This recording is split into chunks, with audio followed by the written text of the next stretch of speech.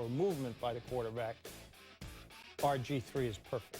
You have said all along these two and Trent Richardson are the can't-miss prospects in this draft. Is there any concern about either of these guys that may stop them from being what you think they could be? The only concern I have is injury.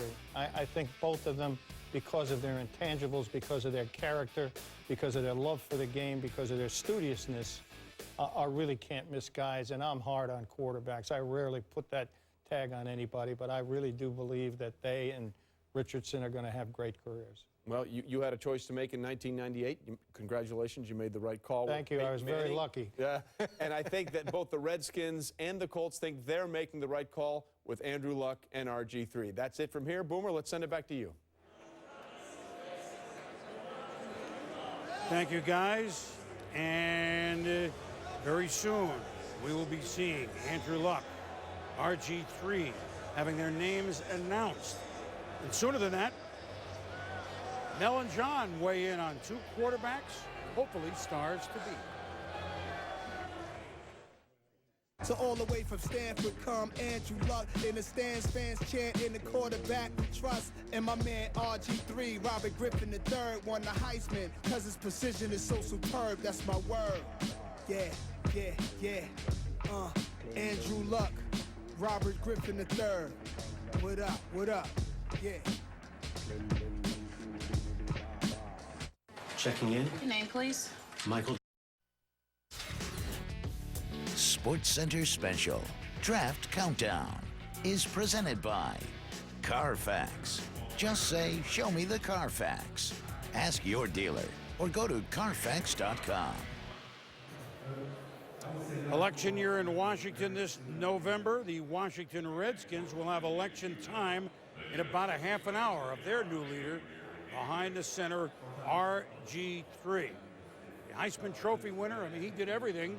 Coach Gruden, Mel, think about what he did this year, taking Baylor, what a season they had. As we said, the Heisman 12 months ago, no way this was on the radar, right, Mel? I'll tell you what, Boom, back to August, before the season began, some were thinking, well, he's a wide receiver, yeah, he's going to be a third-round pick, a projection to another position. All of a sudden, TCU game opening week, he's lighting it up. He's got receivers around him making plays down the field. He's got guys running after the catch. He's got a running back, Terrence Ganaway, pounding it up the middle. Center Philip Blake developing. When you watch RG3, his ascension to the second pick overall, or maybe a third-round wide receiver, is amazing what he accomplished in this one season. Forget the Heisman Trophy. Talking about now he's a professional. He's going to be with Mike Shanahan and the Washington Redskins, John. Pretty amazing story. It is, and the only concern I have is this is a very simple pass offense that he comes from in Baylor. They pick out one guy a lot of the time and throw the ball, and they throw a lot of bubble screens, and this inflates your production. These are easy throws, over 30 of those this year. Then you'll see Baylor fake the bubble screen. They'll lull the defense to sleep at the top of the screen. They'll fake the bubble screen, and they'll go deep to the receiver that's supposed to be blocking. And then if you keep watching this film, they'll throw enough bubble screens where at the bottom of the screen, Kendall Wright will catch it himself and then throw it down the field for a touchdown. This is an offense I've never seen before. And then with the game on the line against TCU, there's another bubble screen. They're going to throw it back to RG3 for the catch. I don't think this offense is going to work against the world champions. So he's going to have to transition in this West Coast Mike Shanahan, Kyle Shanahan offense. He can do it, but it's going to be a challenge. So we talked the top two quarterbacks, and we'll talk a little Luck in a moment. But then this other guy said, what about us? Well, we may not have to wait that long. Maybe at number 8, Miami. That could be the third quarterback, Ryan Tannehill from Texas A&M. He hopes to hear his name early with our Susie Kolber in the green room. Suze? Boom, it's amazing what Ryan was able to accomplish in such a short amount of time that he is here in the green room. But now the question is, how long will you be in the green room? What have you prepared yourself for?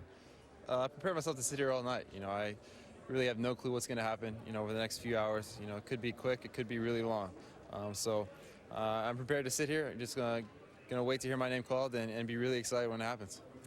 The new offensive coordinator in Miami is Mike Sherman, who was your head coach at Texas A&M. What advice did he give you about this whole process? Just have fun. You know, be yourself throughout the process, have fun, and take it in. You know, it only happens once. It's kind of a long process, but he told me just have fun with it and take it in. it's been suggested that the lack of experience makes you a candidate to maybe sit for a year and watch. What's been your response to that? I want to go and I want to compete. I want to make it tough for them to sit me wherever I go.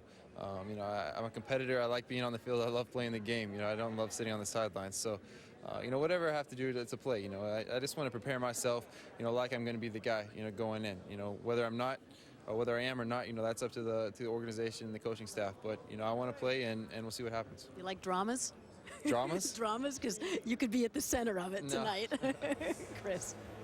Susie Ryan, thank you very much. What an exciting evening for everybody, including a man that won't have to wait very long to hear his name called, Andrew Luck. It's going to be official soon, and we get to talk about his potential with the Colts. The young man from Stanford will be returned.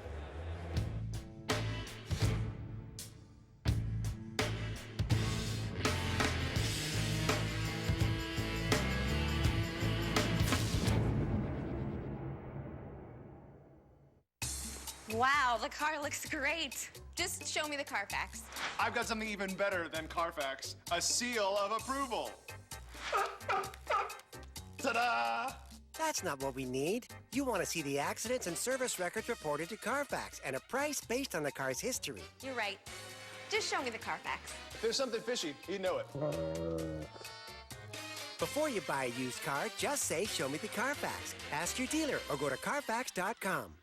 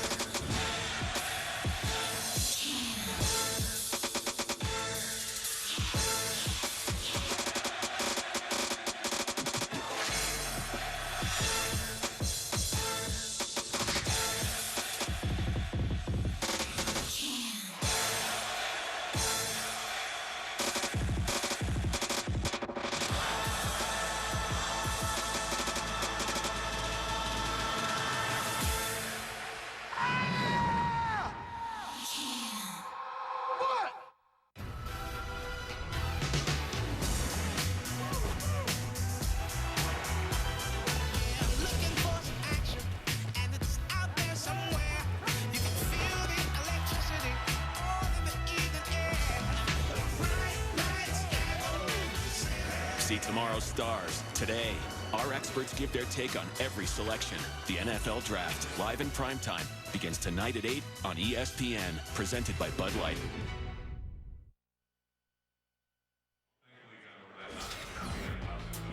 Welcome back to SportsCenter Special Draft Countdown, presented by Carfax. Welcome back, everybody, to New York. Andrew Luck, the bewitching hour is coming. In about 8-9 minutes, we'll begin round number 1. He should be at the top of it. Now, not far behind, running back from the national champion Crimson Tide of Alabama, Trent Richardson. He may be the third name called. How do we know that? Because one of the stars of this show are going to be the Cleveland Browns. They have 2 first-round picks. They had 13 picks overall until about a half an hour ago. That was the most in the draft. They play in a rock'em sock'em division in bad weather, and if you see a back like this, well, that might trend in to where our reporters begin. It would be Bob Holtzman, big game Bob Holtzman, on the scene in Cleveland. Bob? Well, Chris, when I talked to Browns general manager Tom Heckert about an hour ago, it was clear he had fallen in love with one player. And with those 13 picks you mentioned, he had the luxury of packaging some and moving up not to take any chances. Heckert told me the other day he had scenarios in place to go running back, wide receiver with the first-round picks and wide receiver running back. Obviously, now I expect them to turn their attention to wide receiver at number 22. And Heckert told me he has one guy in mind. Now for a last word on the Rams, here's Josina Anderson. Yes, I just talked to Rams general manager Les Snead and asked him how confident is he that the Rams will actually keep their 6th pick. He said, we're very confident, but we're also ready for all scenarios. Snead also said that teams have been calling today expressing their willingness to move up should their player fall, but he says right now we'll just have to wait and see. Now for more on the Dolphins.